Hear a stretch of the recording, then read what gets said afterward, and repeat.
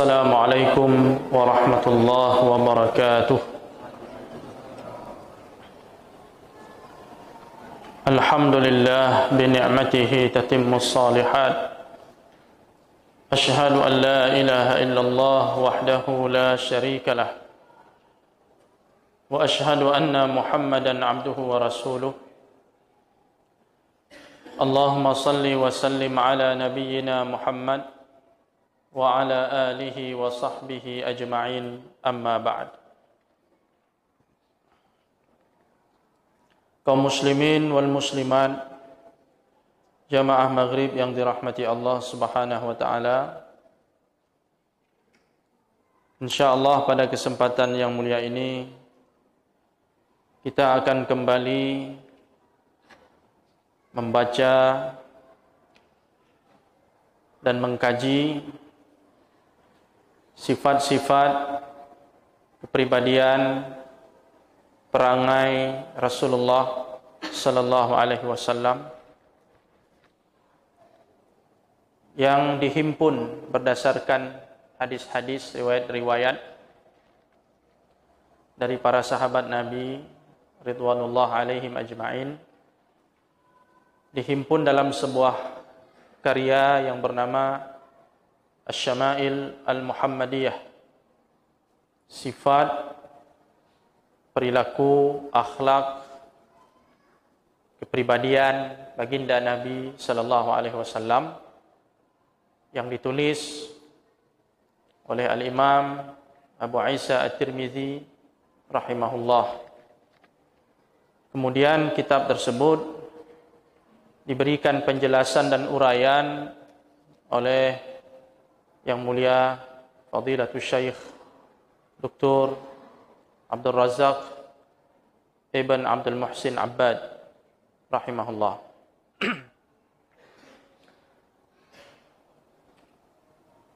Dalam mukaddimah kitab tersebut, dan ini sudah kita bacakan sebahagian daripadanya, kemudian kita lanjutkan penjelasan dari syarih atau Fadilatul Syekh Dr. Abdul Razak. Dalam mukaddimahnya beliau mengatakan, wa fi dirasati syama'ilihi sallallahu alaihi wasallam wa ma'rifati khisalihi wa khilalihi fawaidu 'azimah. Mempelajari sifat-sifat Rasulullah, mengenal akhlak-akhlak Nabi sallallahu alaihi wasallam, perangai dan kepribadiannya, di situ tersimpan faedah yang cukup besar. Jadi besar sekali manfaat kita mempelajari sifat-sifat Rasulullah ini. Baik sifat yang berkenaan dengan khalqiyah, fisik beliau, maupun sifat yang berkenaan dengan khuluqiyah, akhlak, kepribadiannya. Minha, di antara manfaat kita mempelajari syama'il ini, awalan, yang pertama, inna min wajibati ahlil iman al-iman bihi sallallahu alaihi wasallam. Kewajiban pertama orang yang beriman adalah beriman dan percaya kepada Nabi sallallahu alaihi wasallam. Jadi interaksi kita dengan Rasulullah yang pertama sekali adalah beriman dulu kepadanya, meyakini kebenaran Nabi sallallahu alaihi wasallam. Wala yakunu zalika illa bima'rifatih, dan iman kepada Rasulullah itu tidak bisa terwujud dengan baik kecuali dengan mengenalnya. Jadi syarat untuk kita beriman kepada Nabi, ya kita mengenal dulu. Bagaimana kita percaya kepada seseorang sementara kita tidak mengenalnya? Ada orang mau pinjam sepeda motor, tidak berani kita kasih sebelum kita mengenal orang yang meminjam itu. Sebelum kita beriman, kenal dulu. Fakullama izdadat al-ma'rifatu bihi sallallahu alaihi wasallam izdadal imanu bih. Semakin bertambah pengetahuan kita tentang Nabi sallallahu alaihi wasallam, maka semakin bertambah kualitas iman kita. Semakin kita mengenal Rasulullah, semakin tinggi kualitas iman kita. Wazdadal ittiba'ulah, dan semakin kuat komitmen kita untuk mengikuti beliau. Mungkin pada tahap awal kita baru beriman saja. Keimanan yang belum begitu kokoh. Tapi semakin kita mengenal Rasulullah, siapa Nabi kita, bagaimana kedudukannya, bagaimana kemuliaannya, maka kita akan bertambah beriman kepadanya. Semakin kokoh iman kita, semakin kuat komitmen kita untuk mengikutinya. Karena kita sudah mengenal beliau. Idz inna min mujibatil iman bihi ma'rifata ma huwa alaihi minal akhlaqil aliyah. Sebab di antara tuntutan dalam keimanan itu adalah mengenal akhlak-akhlak Nabi sallallahu alaihi wasallam wal awsafil kamilah, dan sifat-sifatnya yang sempurna. Jadi ketika kita sudah beriman kepada Rasulullah, salah satu tuntutan dari iman itu adalah kita mengenal Nabi lebih jauh. Sifat-sifatnya, akhlak-akhlak Rasulullah sallallahu alaihi wasallam.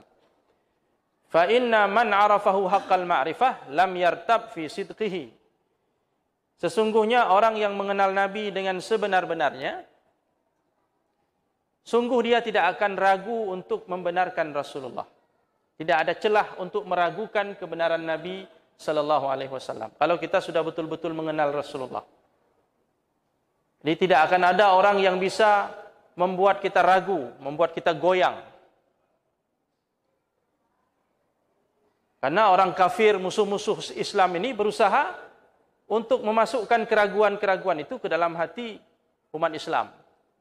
Ketika kita sudah mengenal Rasulullah dengan baik, maka tidak ada celah syubhat-syubhat itu masuk ke dalam hati kita. Tapi kalau kita belum mengenal Rasulullah dengan baik, baru setengah-setengah, karena kurang ilmu tadi, akan mudah kita terpengaruh dengan tulisan-tulisan orang yang mencoba menjelaskan atau mencari-cari kelemahan Rasulullah yang sebenarnya tidak ada kelemahan pada beliau. Tidak ada celah pada Nabi sallallahu alaihi wasallam. Dibuatnya kita ragu. Ragu kepada Rasulullah. Ragu kepada sahabat Rasulullah. Nanti diangkat kisah-kisah tentang Nabi sallallahu alaihi wasallam, kemudian disalah tafsirkan supaya membuat kita tidak percaya kepada Nabi sallallahu alaihi wasallam. Nanti akan kita sebutkan itu syubhat-syubhatnya. Jadi kalau kita kurang ilmu tentang Rasulullah ini, akan mudah terpengaruh. Akan mudah tergoyahkan. Hanya dengan kasus Rasulullah menikah dengan 9 wanita saja bisa goyah kita tuh. Kalau kita tidak mengenal Rasulullah dengan baik, tidak mengenal bagaimana Rasulullah berumah tangga, beristri, bisa goyah kita tuh Pak. Karena banyak syubhatnya itu. Bagaimana Rasulullah hidup dengan keluarganya. Sampai masalah Rasulullah mencium cucunya saja, mencium Hasan, Husain saja, itu jadi syubhat. Seperti yang pernah kita sampaikan. Ya. Masalah Rasulullah ketika menerima wahyu, beliau tidak sadarkan diri, itu bisa jadi syubhat. Bagi orang yang tidak mengenal Rasulullah akan mengatakan, ya benar juga itu. Ada tuduhan waktu Nabi menerima wahyu itu, Nabi kan dalam kondisi apa? Tidak sadar dengan orang sekelilingnya, karena Nabi sedang menghadapi Jibril yang mengantarkan wahyu itu. Jadi ada tuduhan orang-orang musuh Islam, dia katakan Nabi itu sebenarnya ada penyakit epilepsi. Jadi kambuh waktu dia menerima wahyu itu dia. Dia katakan bahwa datang wahyu Allah, kemudian dalam kondisi dia tidak sadar. Itu sebenarnya sedang sakit epilepsi. Jadi banyak syubhatnya tentang sirah itu. Tentang sejarah Rasulullah itu banyak syubhatnya. Nah, makanya inilah pentingnya majelis ilmu ini. Ini adalah imunisasi umum ini. Kita memberikan imunitas kepada masyarakat muslim. Divaksin ini istilahnya. Divaksin dengan sejarah yang benar tentang Rasulullah, supaya kalau datang virus, bukan virus corona ya, virus syubhat tadi tentang Rasulullah, tentang sejarah, tentang sirah, udah ada kekebalan kita. Ini tidak mudah masuk dalam pikiran kita, tidak mudah masuk dalam hati kita.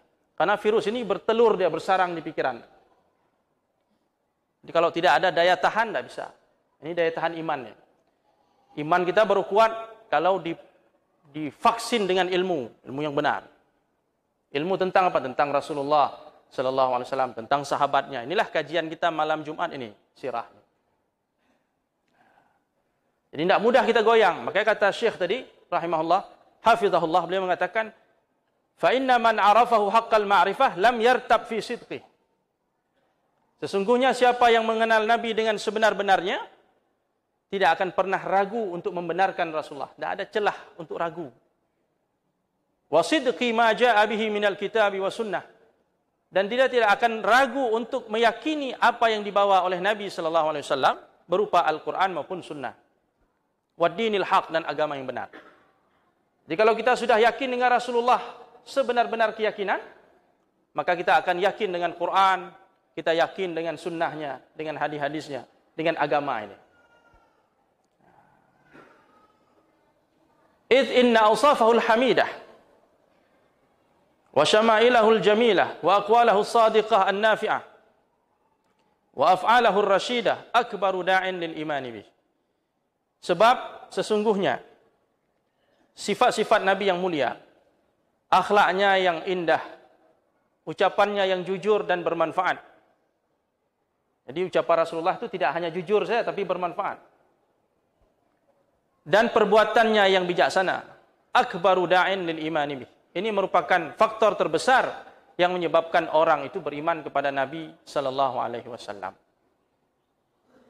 Kalau kita membaca sejarah itu, rata-rata orang yang beriman kepada Rasulullah itu beriman karena sifat-sifat ini tadi. Kejujuran Rasulullah, perkataannya, perbuatannya, sehingga membuat masyarakat waktu itu yakin, percaya dengan ucapan Rasulullah. Makanya yang paling ditakuti oleh orang musyrikin Mekah itu ketika ada orang datang pada Nabi mendengarkan ucapan Nabi. Itu takut sekali mereka. Karena asal orang datang mendengar ucapan Nabi langsung tertarik. Ketika di hati orang tersebut ingin mencari yang benar, kalau ngomong dialog dengan Rasulullah langsung tertarik. Seolah-olah seperti tersihir. Makanya orang kafir Quraisy itu berusaha supaya menghalangi manusia jangan jumpa dengan Nabi, jangan bertemu dengan Rasulullah sallallahu alaihi wasallam. Karena pribadi Rasulullah itu menarik, ucapannya menarik, hati jadi terpaut beriman kepadanya. Kecuali orang-orang yang ingkar, orang-orang yang punya kesombongan, yang memang dari awal dia sudah tidak mau beriman, sudah memblok dirinya, hatinya, jiwanya untuk tidak beriman, itu tidak akan pernah mendapatkan hidayah. Tapi kalau orang-orang yang tulus ingin mencari yang benar, mencari yang baik, kalau ketemu Rasulullah pasti akan terpaut hatinya dengan iman. Walihada hassallahu azza wa jalla ala tadabburi ahwalir rasul wa awsafihi ad-da'iyati lil iman bih.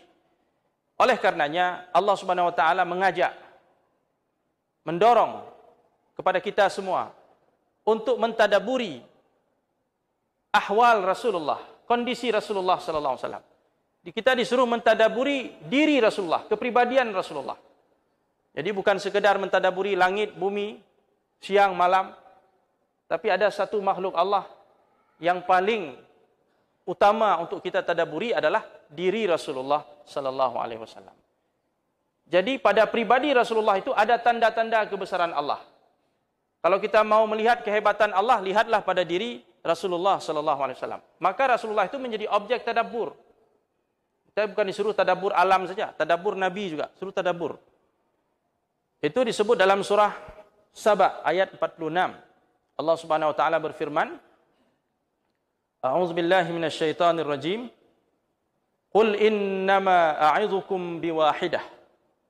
Katakan hai Muhammad pada semuanya, sesungguhnya aku hanyalah memberikan nasihat kepada kalian dengan satu nasihat. Antaqumu lillahi masna wa furada thumma tatafakkaru. Hendaklah kalian berdiri menghadap Allah dua-dua orang, sendiri-sendiri, kemudian kalian bertafakur, berfikir, mentadaburi. Ma bisahibikum min jinnah.